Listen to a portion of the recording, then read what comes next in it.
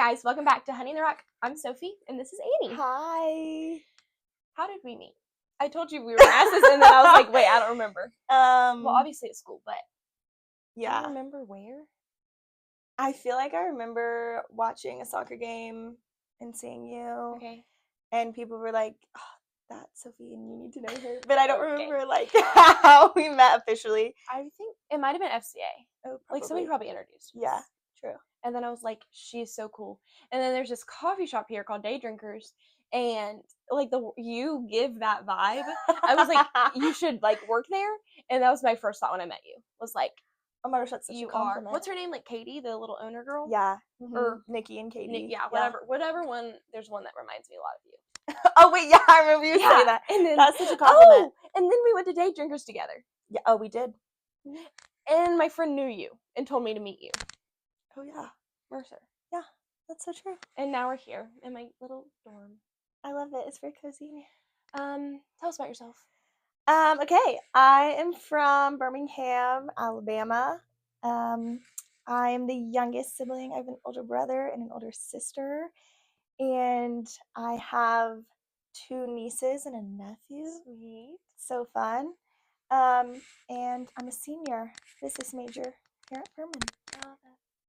I'm the youngest too. I love being the youngest. Did you like it? Too. I have honestly loved it so much. Yeah. It really is a cool perspective to see your siblings grow up and experience life, and it feels like such a privilege for them to be able to give you advice. Like, yes. I think it's just different hearing stuff from your parents and then hearing stuff from your siblings. Right. It just feels different. It's really cool. Sweet. Yeah. I agree. I like every time somebody's like, "Are you the youngest?" I'm like, I love being the youngest. And then I don't have a sister, but it's just like the advice of like, what do I do? And they'll tell it to me straight. Yeah. But then it is almost easier to take it from them. Right. And my parents don't really know why. But yeah. It's really sweet. Yeah. And then Birmingham. Mm-hmm. You might live in Charleston. I don't have a ton of plans yet for after graduation, but I love my hometown and I am still close with my high school friends. And so my kind of plan is to just move back home and reconnect with them and just kind of see where the Lord takes me with that. That's perfect. Okay. Tell us about your story with Jesus. Okay. Gosh, I honestly don't even have the words to say like the gratitude that I have for growing up in a Christian home. And that's something that after being at Furman for a while, I've really learned not to take for granted. Yeah. But basically, my parents brought me up in the church in such a graceful way. I think that there was an expectation that I am involved with church things and that I embody Christ-like ways, but it was never shoved down my throat. Like I feel like I have one memory of just not wanting to go to Sunday school, and it was like because I felt more like insecure about like not having friends. Right. But it was never like, oh, I don't want to be here. It's just like I didn't have like a ton of church community at the church that I grew up in, but basically my parents just my whole life living at home displayed such beautiful Christ-like love for each other and for us, and just the way that they handled any kind of conflict or grieving or any difficult emotion. They were always so intentional with how they displayed that to me. That's really sweet. And at the time, I didn't really think anything of it, but the older I get, the more I realize that they totally molded me that way, and that it was so prayed over, and that my walk with the Lord was constantly prayed over my whole upbringing. And that's just something I didn't even realize until I left home. And something that just always centers me into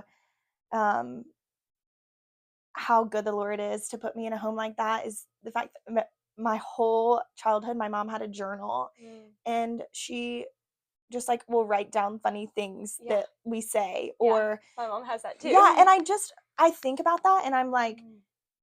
what mother like Right. does that? Right. Like it's just so sweet. And so I would also say though that the high school that I went to growing up, there was also this more cultural expectation to Okay. be Christian. Okay. And I don't even want to say that it was like there was this cultural Christianity issue. It was more of just like most people did have a relationship with the Lord. Yeah. Most people were brought up in a really solid, healthy Christian home. Whoa. And it is definitely really a unique situation. Yeah. And but I think because of all of those things, coming to Furman felt a little bit shocking at first because I didn't know how to do any of that on my own. Yeah. Like I kind of I definitely had a relationship with the Lord in high school, but it was so much easier when every single person around me was constantly pouring into me. Right. When I had the expectation from my family to go with them to church. Right. And I was going to Young Life with my friends. And coming to Furman was the first time that it hit me of kind of like, if I don't want to do this, I don't have to. Like no one knows me here. Yeah. I can do whatever I want. And so it was a little bit shocking coming here and just realizing that being a freshman is kind of like you don't really know who to be. Like you don't know like what is appropriate to do. And this was the first time that it was more uncommon to come across a Christian than not. And so my first semester here, I think that in my head, the idea of God just kind of took a back seat because I didn't really realize how much of an intentional pursuit on my end it had to be. Yeah. Um, Well, especially losing that community. Like when you have a community, which is such a blessing, but then it also has to be like your relationship with the Lord. And sometimes when that gets taken away, it's confusing. Absolutely. Absolutely. But as soon as I got to Furman, I was honestly after all the first semester, honestly, I felt the Lord kind of tugging me back to Him. He kept putting me in situations like having people constantly reach out to me to come to FCA, and older people who love the Lord just it's almost like they could see something in me that I didn't even see at the time.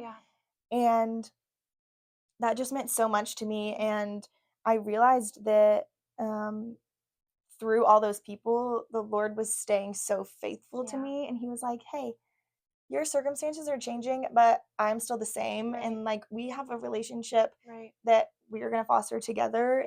And it's going to happen during college and it's going to be awesome. And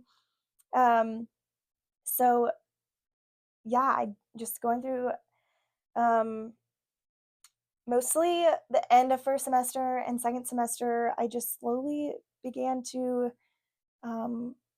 meet people who challenged my idea of faith in such a new way and who brought wisdom that I didn't necessarily have in high school. I like had very close friends in high school, but I never had the kind of conversations that I've had with women on this campus. And I was just so astounded by their faith. And so, yeah, I think just through finding that community, I just really was like, okay, like I'm taking this into my own hands now. And I know now that this is not just by circumstance and this is a decision that I'm going to make to really follow you in college.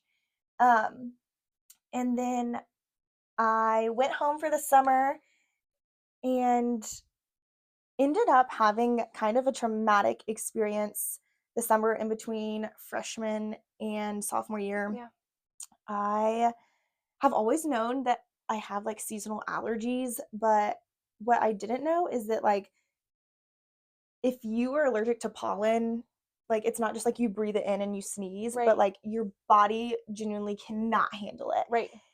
And I one time was drinking a smoothie and it had like bee pollen in it. Do you know like what that is? Okay, Yeah. sometimes people put bee pollen in a smoothie. Anyway, I had a horrible anaphylactic reaction. Oh gosh. And it was the scariest thing that I have ever experienced. But after that, I started experiencing panic attacks for the first time. Yeah. And my logical brain the whole time was like, my nervous system just got all out of whack. And I think that there's definitely truth in that. I think that my body felt unsafe for a long time. But it just kind of sent my mind also into this spiral of anxiety. And I was so nervous about coming back for sophomore year because I felt like such a different person. I felt all of a sudden so much more vulnerable than I had freshman year. I like had anxiety, like generalized anxiety in high school, but I never felt the depth of mental illness until I went through this. But what was such a big blessing was that Cleo and I had decided to become roommates at the end of the year, and when we were gonna move in, I honestly like didn't know her very well. Yeah. And she came to my house in the summer right before we moved in. Yeah. And we hadn't talked a ton over the summer, but she came to my house and I was like, I know that you love Jesus, and because you love him, you love me. And so I'm just going to be so honest. Like, I'm not me right now, and I'm really sensitive and I'm really vulnerable. And this semester is going to be really, really hard for me. I told her that, like, I just knew that the days were going to feel hard, that going to class was just going to feel like all I could handle for a day. And it ended up just being the biggest blessing ever because she jumped right in to intimate friendship so fast. And she and Caroline and just all of the Christian community that have surrounded me not only in that time, but that continued to nurture my heart in that same way, even when I recovered. Just spoke volumes to me. And so that's kind of where I am now. And these days, it's just kind of the ongoing journey of trying to understand the grace I've been given and falling short in sin and then re-experiencing his grace again. And so I feel like a huge part of my testimony, I feel like, is just the cycle of his faithfulness as he watches me fall short, and he's pursuing the whole time and so faithful to that and always brings me back. And it's just such a cycle of and a reminder of his grace. So it's like he keeps saying, like, come home to you. It's like you knew it growing up in your technical home, but then like coming here, he was like, come home. But home is him. And then, when we fall short and we need grace, he's just calling us back home every time. And I say that because I don't really know how to describe this. Also, I feel like I could cry right now. I'm not really sure why, but I feel like once I met you, it was like this, like you're like very like home. Like it feels like that's my word, and it feels like, which is sweet. You saying the older girls that were in your life once you got here just like came and picked you up, and that's like how I see you and a few of the other girls of like, what did I deserve to like have these older girls be? I've never had older girls in my life like pour into me in the way that y'all have just been so kind and welcoming. But then the piece about you and just like the even how you dress, like down to like all of it. It's like this like home, which is so really sweet. Now hearing your story and being like the Lord just kept calling you home, even though you never really went too far from home. But like he just keeps calling you home, and just like for the listener, like he's calling you home. and then for you to embody that as a person, because the Holy Spirit lives inside of you. And I think that's really sweet, just like being a safe person. And then the vulnerability is something that's so hard, and it really is. It's like almost scary, um, because you're like opening up wounds that have to be opened. But I think every time I do that, I'm like, the Satan attacks, because he's like, you're vulnerable, and but then you have to like be willing to like share and open up and admit that's like, hey, like, promise I'm not like this always, but I need help and extra grace right now. And it's really hard to be vulnerable to others and to God. But it is so important. And that's something I've been learning. It's like I was really good at being vulnerable with other people, but not with God. Because I was like, he knows. Yeah. But then it was like the other day I was driving, and I like found out some bad news, and I just like got in my car, and I was like, I just need, like, I can't cry in front of people really. I was like, I need to go. And so I was just like crying in my car, and then I started like, I was like, you know what, like, I haven't told the Lord my like deep thoughts, and I was like, I need to tell this person and this person really fast. And I was like, no, I need to tell God. And just like being vulnerable with him, and then coming back, and I had to like tell Emily, my roommate, I was like, I'm gonna need extra grace. Like, I feel like open right now, and I'm afraid of that because it feels scary to be like in a vulnerable, open position. But that's where we grow, and 100% that's where the Lord can use us in our brokenness. But I think that's really sweet now. Like, now to hear your story, and then like that's how I describe you, because I kept saying like peace, and it's not that you're not, but I was like, it's not, that wasn't the word I was trying to figure out, but it's like this like home. Yeah. And so I think that's really sweet. Oh yeah. I mean, I feel like that was honestly a huge part of my mental and emotional healing, was just like finding the people who I trusted, because